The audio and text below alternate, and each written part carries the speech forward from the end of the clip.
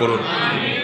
মানুষ যখন মিথ্যা কথা বলে, নবী করিম সাল্লাল্লাহু আলাইহি সাল্লামের একটি হাদিস বুখারীতে বর্ণিত হয়েছে, তিনি বলেছেন মিথ্যা কথা বললে একটা সময় একটা বলে আরেকটা বলে মিথ্যা বলতে বলতে আল্লাহর খাতায় দুইটা তালিকা আছে আল্লাহর কাছে। একটা হলো মিথ্যাবাদীদের তালিকা, আরেকটা হলো সত্যবাদীদের তালিকা।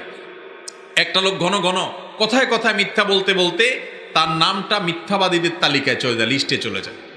আরেকটা লোক মিথ্যা না বলে সত্যটা বলার চেষ্টা করে, মিথ্যা এড়ায়, এই এড়াইতে এড়াইতে মিথ্যা বাদ দিয়া সত্য বলতে বলতে বলতে সত্যের অভ্যাস করে, নিজের মিথ্যা বলার অভ্যাস দূর করে, নিজের সঙ্গে লড়াই করে এবং কথা বলতে গিয়ে থেমে যায়, আরে আমি তো মিথ্যা বলছি, আমার নাম তো মিথ্যাবাদীদের তালিকায় যাবে। আর মিথ্যাবাদীদের তালিকায় যদি যায়, আল্লাহ বলেছেন আলা লানাতুল্লাহি আলাল কাযিবিন, মিথ্যুকদের প্রতি আল্লাহর লানত এবং গজব নাজিল হয়, জাহান্নামে যায়। দুনিয়ার সবচেয়ে বড় মিথ্যাবাদী হলো যে কাফের, আল্লাহকে অস্বীকার করে। তার চেয়ে বড় মিথ্যাবাদী আর নাই যে নিজের রবকে অস্বীকার